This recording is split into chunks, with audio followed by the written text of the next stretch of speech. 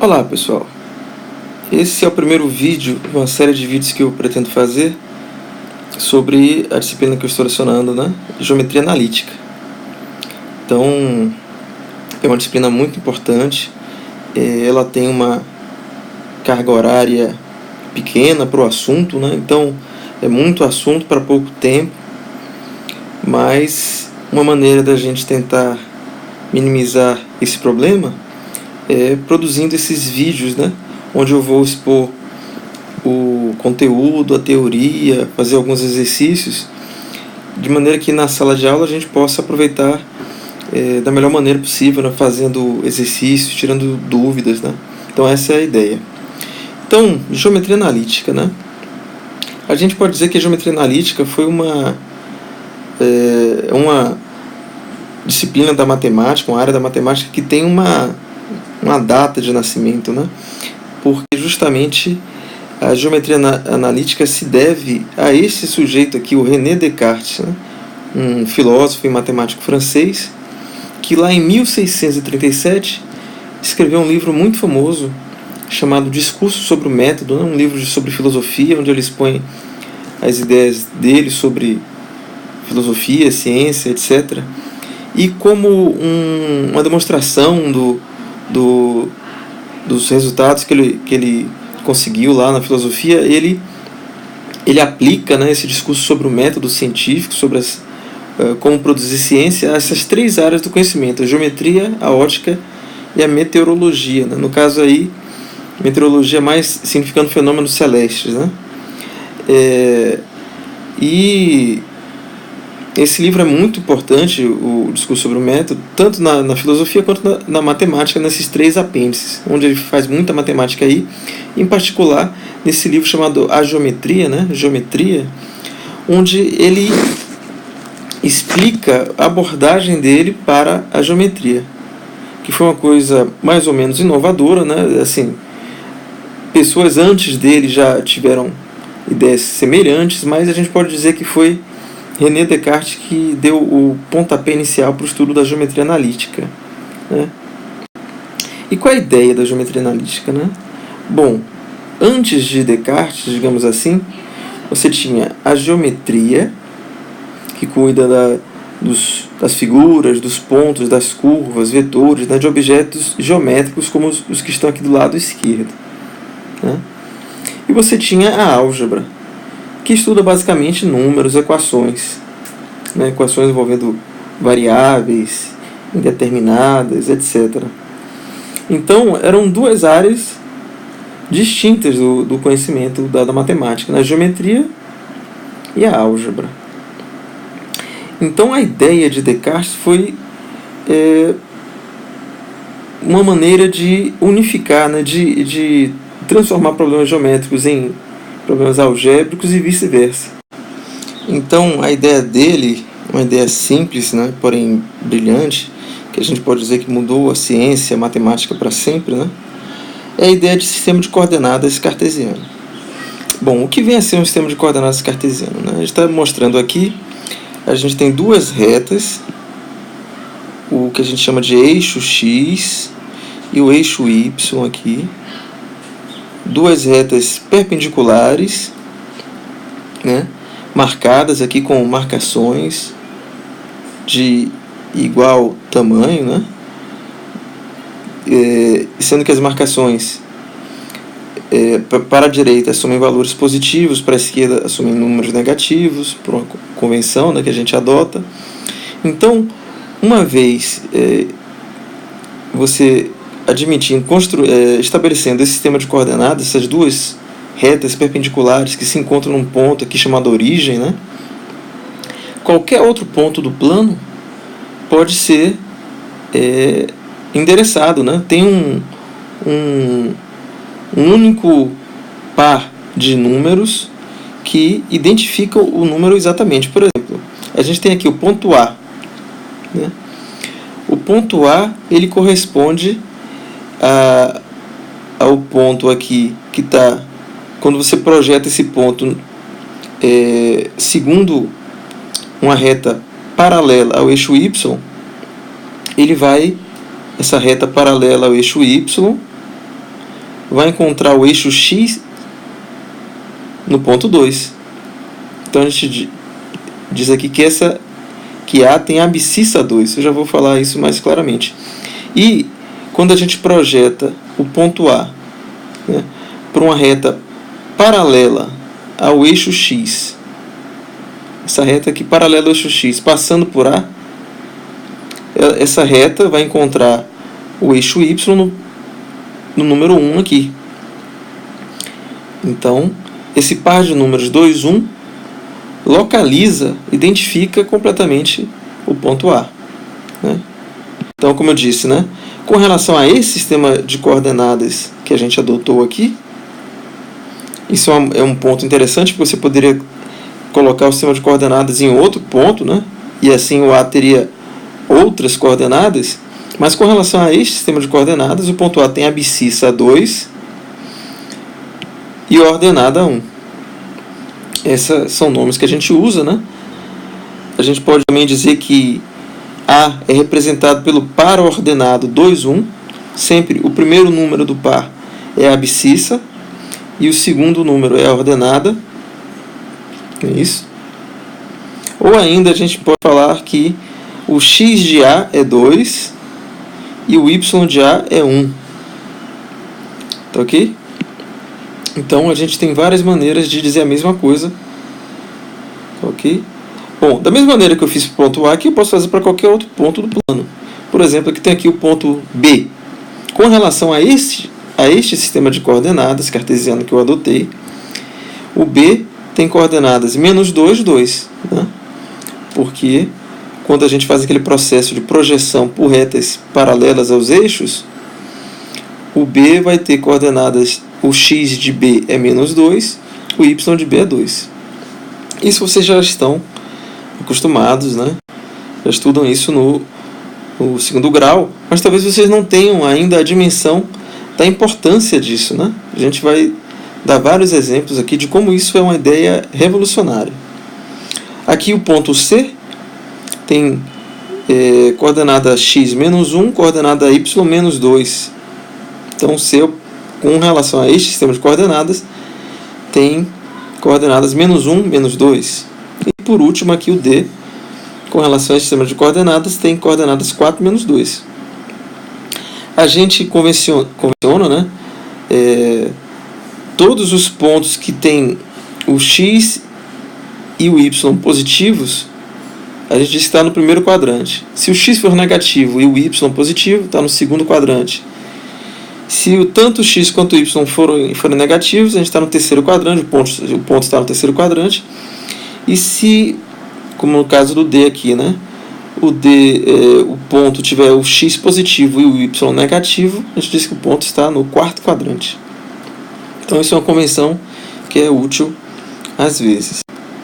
Bom, uma vez que a gente estabeleceu um sistema de coordenadas, aí eu quero dar um exemplo, né, de como funciona aquilo que eu falei antes, da relação entre geometria e álgebra. Né? Como é que é esse processo de transformar figuras, curvas, pontos, vetores em equações. Né? Essa que é a ideia da geometria analítica.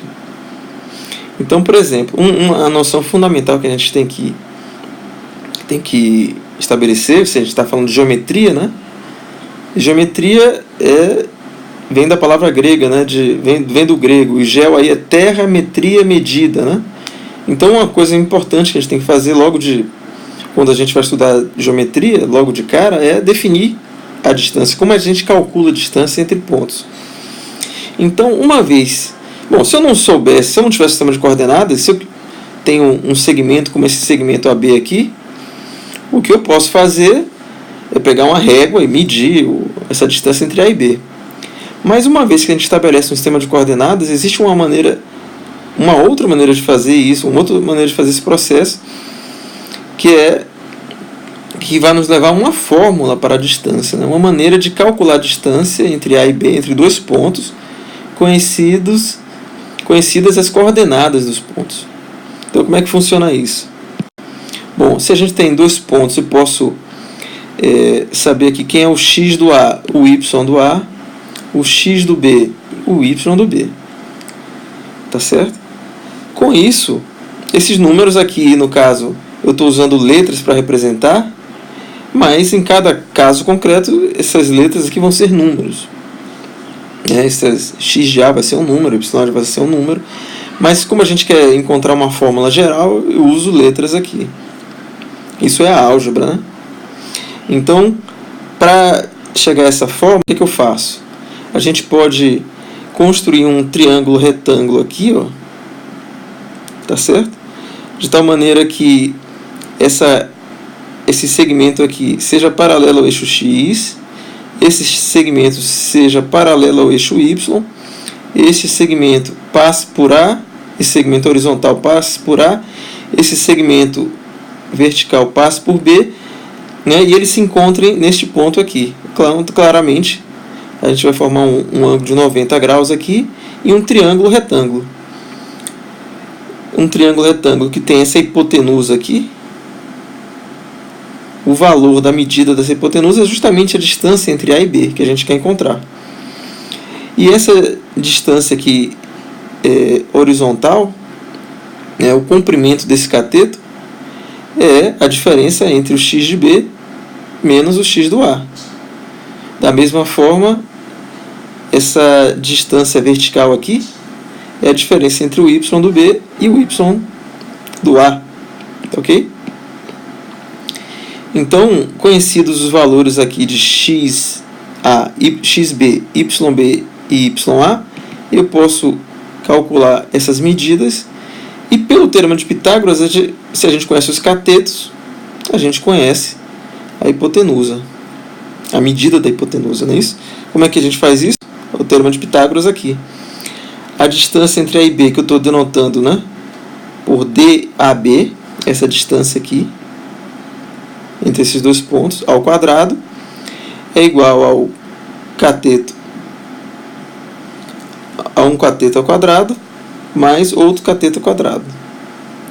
De modo que se a gente extrair raiz quadrada, né, isso aqui é um número, é uma soma de números positivos, então eu posso tirar a raiz quadrada, né, e vou obter um número positivo aqui, que é a distância entre A e B. Então isso já nos dá uma fórmula para calcular distância entre números, conhecendo-se apenas, né, as coordenadas, uma distância entre pontos, conhecendo-se apenas as coordenadas dos pontos. Beleza. Então, a gente pode... Vamos ver como é que se dá aquele processo de transformar objetos geométricos, né, curvas, pontos, etc., em objetos algébricos, equações. Então, digamos, a gente sabe que o círculo de centro A e raio 2, aqui eu tenho um ponto A e raio 2, é o conjunto dos pontos B, tais que a distância de A a B é 2. Então, tem o ponto B aqui, todos esses pontos aqui estão a uma distância de 2 unidades do ponto A. Okay? Então, essa é a definição geométrica de círculo. Então, como é que a gente transforma isso numa equação, né? Bom, o ponto importante, o ponto-chave, é que a gente só pode fazer isso se a gente primeiro adotar um sistema de coordenadas apropriado. É claro, né? A gente pode escolher o sistema de coordenadas em qualquer lugar. A gente pode colocar esses pontos, esses dois eixos, x e y, em qualquer lugar com relação aos pontos A e B. Mas a gente vai ver que a escolha do sistema de coordenadas é importante, porque isso pode simplificar a equação que a gente obtém. Então, nesse caso, é natural escolher o sistema de coordenadas de tal maneira que a origem do sistema de coordenadas esteja no centro do círculo, né? E alinhar os eixos de maneira que, no caso aqui, o eixo x passa pelos pontos A e B, né? Como a gente sabe que o A, a distância de A até B tem que ser 2, então essa medida aqui, né, esse número aqui, a abscissa de B tem que ser 2, tá certo? Então, como é que a gente obtém a equação do círculo, né? Dado, uma vez fixado este sistema de coordenadas. Bom, a gente sabe que o A, como eu coloquei o sistema de coordenadas com a origem exatamente no ponto A, o ponto A tem coordenadas 0, 0. E o ponto B é um ponto que o círculo é formado por todos os pontos B, cuja distância até A é 2. Então, eu não sei a princípio quantos pontos são, aparentemente aqui são infinitos pontos, né?